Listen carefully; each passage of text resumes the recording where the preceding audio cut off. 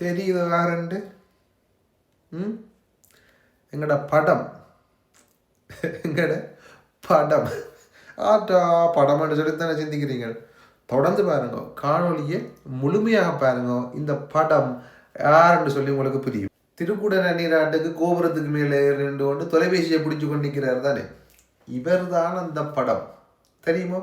பவுனியா திவாகரன் சரிதானே. இவர்களெல்லாம் குருவன்னு சொல்லிட்டு காலம் போகணும். இவங்கெல்லாம் குரு இல்லை, பணத்தாச்சாரியார்கள். வடிவ பாருங்க, எல்லாரும் கும்பத்தை எடுத்துட்டாங்க, கும்பத்தை ஊத்துறாங்க. ஆனால் இந்த படம் என்ன செய்யுதுன்னு சொன்னா பாருங்க, கடைசியாக தான் கும்பத்தை எடுத்து ஊற்றுது. ஏனென்றா படம் எடுத்து படம் பார்க்கணும், ஆக்களுக்கு காட்டணும், தன்னுடைய படத்தை காட்டணும். இங்கே பாருங்கோ, நான் இங்கே இந்த குடமுழுக்கு போட்டேன், விளம்பரம், வணிகம். ஓ ஐயா அங்கே அதில் கூட என்ன கட்டு செய்கிறார், இங்கே செய்கிறார், அங்கே செய்கிறான்னு அடுத்த கட்டத்துக்கு கூப்பிடுவாங்க. இல்லை அப்படி கூப்பிட்டு தானே பணம் உழைக்கலாம். அந்த படம் தான் இந்த திவாகரன். இந்த திவாகரன் என்ற இந்த படம் இப்போ என்ன செய்திருக்கு என்று சொன்னால், பகவான் ஸ்ரீ சத்ய சாய் பாபாவின் 100வது அவதார தினத்தை முன்னிட்டு நடைபெற இருக்கும் மகாருத்ர சாதனையை சிறப்பிக்கும் வகையில் இன்றைய தினம் 2025/2/4 சிறப்புற இடம்பெற்ற சிவலிங்க பிரதிஷ்டை நிகழ்வானது சுவாமியின் சங்கல்பத்துடன் மிகவும் சிறப்பாக இடம்பெற்றது. எல்லோரும் அவர் சிவலிங்கம் தானே வைக்கிறார், ஐயா சிவலிங்கம் வச்சா பரவாயில்லை தானே என்று சொல்லி நினைப்பீங்க. முதலாவது கேள்வி, சைவ கோயிலை விடுங்கோ, சைவ கோயிலேயே சிவனை பரிவாரமாக எங்கும் வைக்கிறதுக்கு இடமில்லை. சரி, சைவ கோயில் தான் நீங்கள் வைக்கலாம்னு சொல்லி பார்க்கலாம். பாபா சைவக்காரனா? பாபாக்கும் சைவ சமயத்துக்கும் என்ன தொடர்பு? ஒரு புறச்சமயத்தவனை கண்டால் அவனுடன் நீங்கள் பழகினாலே அவன் குளிக்க வேண்டும் என்று சொல்லி அவன் சொல்லி இருக்காம். அப்படி என்றால் இவைகள் பணத்துக்காக அடிக்கடி குளிச்சு கொண்டிருக்கிறனமா? திவாகரன் போன்றவர்கள்ட்ட தான் நான் கேட்கிறேன். பாபா வைக்கிற இடத்துக்கு நீங்கள் போனதே பிழை. பாபாவினுடைய இடத்தில் சிவனை வைக்கிறீர்கள். இங்கு சிவன் பரிவாரமாக இருக்கு. உங்களுக்கு எல்லாம் வெக்கம் இல்லையாடா? அப்ப உங்களுக்கு ஏன் வேட்டி? திவாகரனே, நீர் ஏனையா வேட்டி கட்டுறீர்? உனக்கு வேட்டி என்னத்துக்கு? உறிஞ்சு போட்டு தெரியும். மானங்கட்ட சிவாச்சாரியாராக இருக்கிறத விட நீங்கள் உறிஞ்சு போட்டு வேட்டியை நிலத்தில் விரிச்சு போட்டு, வெள்ளை வேட்டியை விரிச்சு போட்டு பிச்சு இடமையா இப்படி வச்சு இப்படி உழைச்சி சைவத்தை அடைய வச்சு தான் உங்களோட வயிறை வளர்க்குறீங்களே. நீங்கள் எல்லாம் ஒரு சிவாச்சாரியர்னு சொல்றது உங்களுக்கு நாக்கு கூசை இல்லையா? நீங்கள்லாம் கேவலங்கட்ட சிவாச்சாரியார். சிவாச்சாரியர் என்ற பேருக்கே இழுக்கு.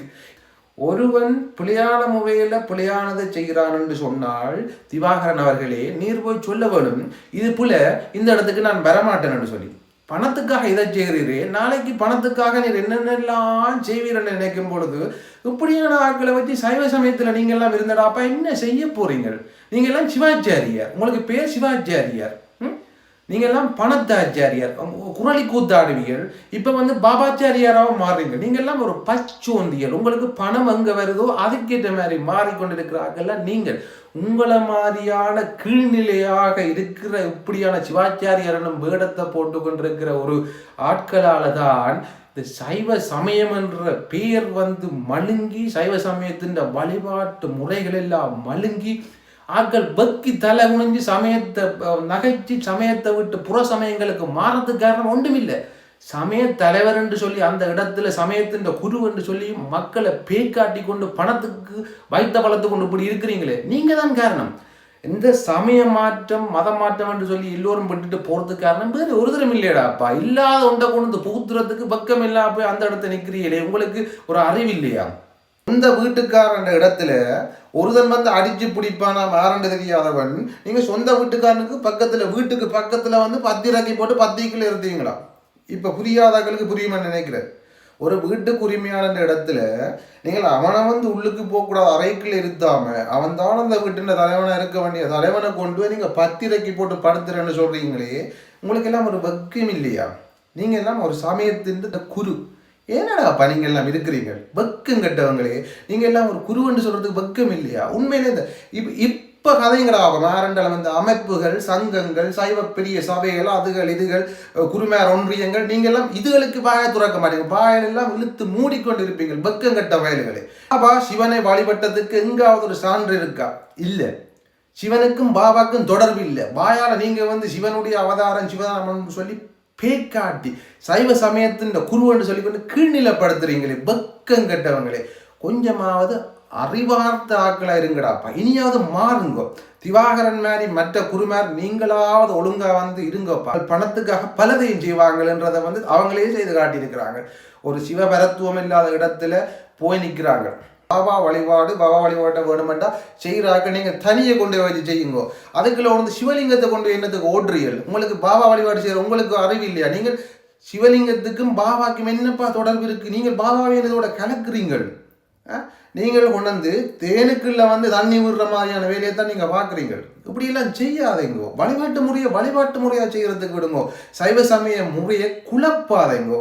அதுக்கு இந்த சிவாச்சாரியர் இருக்கிற குருடுகள் சிலது இதை குழப்பாதேங்கோ. நீங்கள் வந்து குருவா இருங்கோ, குருடா இருக்காதேங்கோ. தயவு செய்து கேட்கிறேன், நீங்கள் குருவா இருக்கிறண்டா இருங்கோ. குருவென்று சொல்லிக்கொண்டு குருடுகளா குந்தி கொண்டு இந்த இடத்துல இருந்து எல்லாத்தையும் வீணடிச்சு போட்டு நாளைக்கு வருங்கால தலைமுறைக்கு எதுவுமே இல்லாத வேலையை நீங்கள் பணத்துக்காக செய்கிறீங்க. உங்களோட வயிறு விளக்குறது வேறு ஏதாவது செய்யுங்கப்பா. வேட்டியை விரிச்சு போடுங்கோ. எங்களுக்கு கோயிலியை குந்துங்க முன்னுக்கு. நான் வந்து பூஜை செய்த என்னால் முடியல, எனக்கு பசிக்குது, ஏதாவது போடுங்கன்னா போட்டுட்டு போவாங்க. மானம் கட்டவங்களே, உங்களுக்கு வெக்கம் இல்லையா? இப்படி போய் நிற்கிறீங்களே, கொஞ்சமாவது அறிவா சிந்திங்க. உங்களோட கத்தியே மனுஷருக்கு இதாக இருக்கு. ஒரு கொஞ்சமாவது அறிவு இல்லாதாக்க பால் எடுத்து போட்டு சுத்திரியல் செய்கிறீங்க. சமயம் என்ன சொல்லுது? இறைவனை அடையிறதுக்கான வழி யாரடாப்பா சொல்றீங்க? நீங்கள் போய் கிரியை போட்டு சிவலிங்கத்தையும் வச்சு பாபாண்ட இடத்தையும் வச்சு அங்கேயும் வச்சு அங்கே ஒருத்தர் அங்கே வைக்கிறார், ராமகிருஷ்ண மிஷனில் கொண்டு வைக்கிறார். எல்லாத்தையும் அப்படியே நீங்கள் எல்லாத்தையும் போட்டு அடித்து குழப்பி போட்டு நாளைக்கு வர வருங்கால தலைமுறை இதுவா சமயம், இப்படியா சமயம், இதைத்தான் நினைக்க போகுது. கொஞ்சமாவது அறிவா இருங்கப்பா. இது இருப்பாங்களா ஆக்கள் இந்த அது படிப்பிக்கிறேன் இது படிப்பிக்கிறேன் பூவரியக்கில் மோதிரம் போட்டுலாம் எழுதி கொண்டிருப்பாங்க, கடிதங்கள் எல்லாம் எழுதி கொண்டிருப்பாங்க. இவங்களுக்கு கண்டறியாது, இதுகள் எல்லாம் கதைக்க மாட்டாங்க. இப்போ பாயை பற்றி கொண்டிருப்பினோம் கேட்டால் என்னன்னு சொன்னால் சொந்தக்காரர் அடிச்சிருப்பினோம். என்ன நீங்கள் திவாகரன் எப்படி காய்ச்சி போட்டீங்களாம்? திவாகரன் புலவிட்டா சொல்லு, கேள். திவாகரன் இதை புலியன்று சொல்லு, நெஞ்சில் அழுத்தம் இருந்தா சொல்லு, நீ சமயத்தில் உண்மையான குருவா இருந்தா சொல்லு. கேவலங்கட்டதனமாக இருந்து கொண்டு நீங்கள்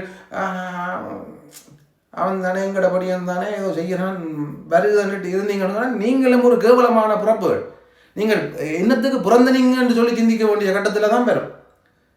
நீங்கள் ஒரு குருவென்ற இடத்துல இருந்து கொண்டு அதை சரியான முறையில் வழிகாட்டாமல் சரியான முறையில் அதை சுட்டி காட்டாமல் நீங்கள் இருந்தீங்கன்னு சொன்னால் நீங்கள் பிறந்த பிறப்பே வீண்.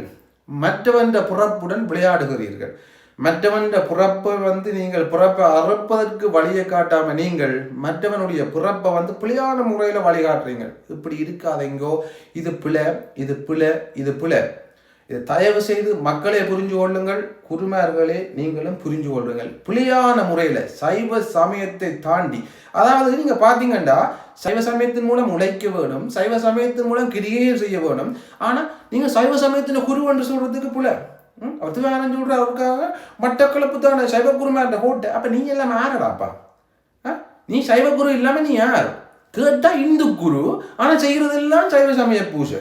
ஆச்சாரியார்னு சொல்லி போட்டு எப்படி இருக்காங்க? சைவ சமயத்தின் குருவா சிவாச்சாரியாரா? சிவாச்சாரியார் அதில் இந்து குருமார் என்னடா நடிச்சு வேடம் போடுறது உங்களுக்கு ஒரு பேர் இந்து குருமார்.